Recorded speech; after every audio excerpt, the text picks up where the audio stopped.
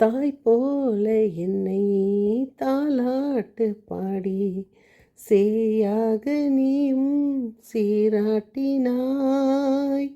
நீர் தேடி செல்லும் மான் போல நானும் உன் பாதம் சேர வழி காட்டினாய். நீ இல்லை என்றால் நானும் இல்லையே, நீ இன்றி போனால் வாழ்வும் இல்லையே. நீதானே எந்தன் வாழ்வின் செல்வமே, நீ இன்றி எல்லாம் வாழ்வில் சோகமே. விழுகின்ற நேரங்கள் விதையாக மடிந்தாலும், விழுகின்ற நேரங்கள் விதையாக மடிந்தாலும், எழுகின்ற நேரங்கள் புது வாழ்வின் பாதைகள். வாழ்வென்னும் பாடம் கற்றுத்தா, வாழ்வென்னும் பாடம் கற்றுத்தா. அன்பே அன்பே என் நெஞ்சுக்குள் நீ வா, அன்பால் நெஞ்சம் ஆள சொல்லித்தா. ஏழை எந்தன் உள்ளம் நீ வா, ஏங்கும் எந்தன் தாகம் தீர்க்கவா. வாழ்வென்னும் பாடம் கற்றுத்தா, வாழ்வென்னும் பாடம் கற்றுத்தா. என் இனிய உறவுகளே, நாம் இன்று தூய ஆவியின் துணையோடும் அன்னை மரியின் அன்பிலும் நாம் தொடரும் சங்கீத தொடர்ச்சி 69, 13, 14, 15.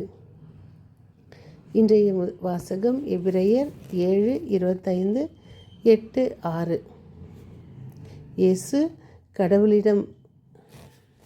இயேசு தம்மை தாமே ஒப்பு கொடுத்து எக்காலத்திற்கும் பலியை நிறைவேற்றினார். இவரோ அவர்களுடைய குருத்துவ பணியை விட மிக மேன்மையான குருத்துவ பணியை பெற்றிருக்கின்றார். இன்றைய தூய நற்செய்தி வாசகம் மார்க்கு 7:3, 7, 12. இறைமகன் நீர் என தீயாவிகள் கத்தின. இயேசு தம்மை வெளிப்படுத்த வேண்டாம் என சொன்னார். அவற்றிடம் மிக கண்டிப்பாக சொன்னார். ஒரு வீட்டில் கணவன் மனைவி மிக சந்தோஷமாக வாழ்ந்து வருகிறார்கள். அதற்கு முன் நாம் ஒரு சில வரியை பார்ப்போம். இயேசு சொல்வதை கேட்கவும் நலம் பெறவும் நோயிலிருந்து உடல் நலமும் ஆன்மீக நலமும் பெற ஆவல் கொண்டு இயேசுவை தேடி வருகின்றனர். நமது வாழ்வில் நாம் எதை தேடுகிறோம்?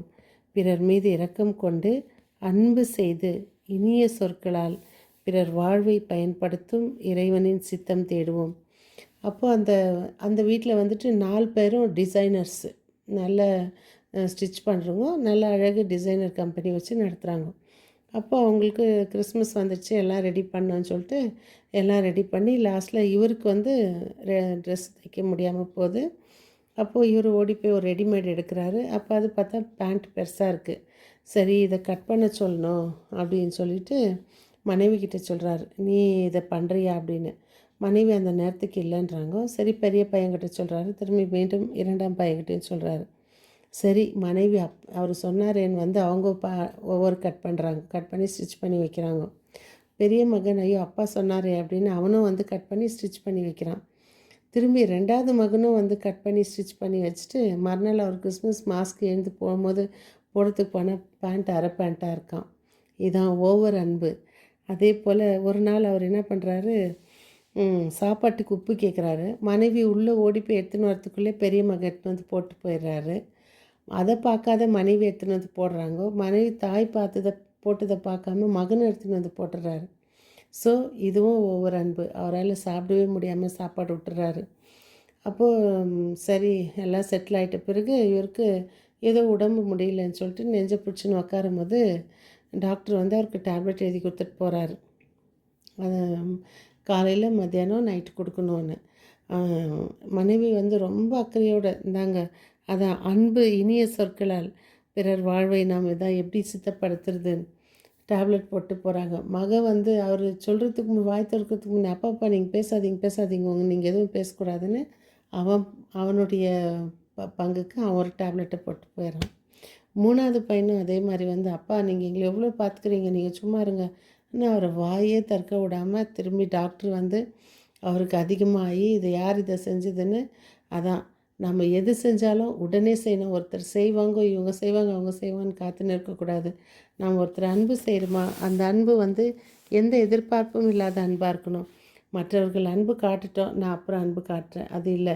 அவங்க ஃபஸ்ட்டு இல்லைன்னிட்டாங்க, அப்புறம் செஞ்சாங்க, பின்ன விளைவு அவங்களுக்கு சாதகமாக அமைஞ்சிச்சு. அதனால் நாமும் ஒருவரை போல் ஒருவர் இயேசு அன்பு செய்தது போல அன்பு செய்து இனிய சொற்களால் வார்த்தைகளை நம்ம பாம் மாதிரியும் AK-44 மாதிரியும் இல்லாமல் வாழ்வை வளப்படுத்தும் இரசத்தின் பிரகாரம் வாழ முயற்சி செய்வோம். அன்பு இயேசுவே, இதோ எங்களுக்கு இந்த வசனத்தை கொடுத்து நீங்கள் நோய்களை சுகப்படுத்தினீர். உங்களை கண்டு அசுத்தீய ஆவிகளை உங்களை கண்டு கொண்ட போது நாங்களும் உம்மை காண எங்களுக்கு நல்ல வரனையும் பலத்தையும் தாரும். ஆமேன். மீண்டும் சந்திக்கும் வரை உங்கள் அன்பு தோழி.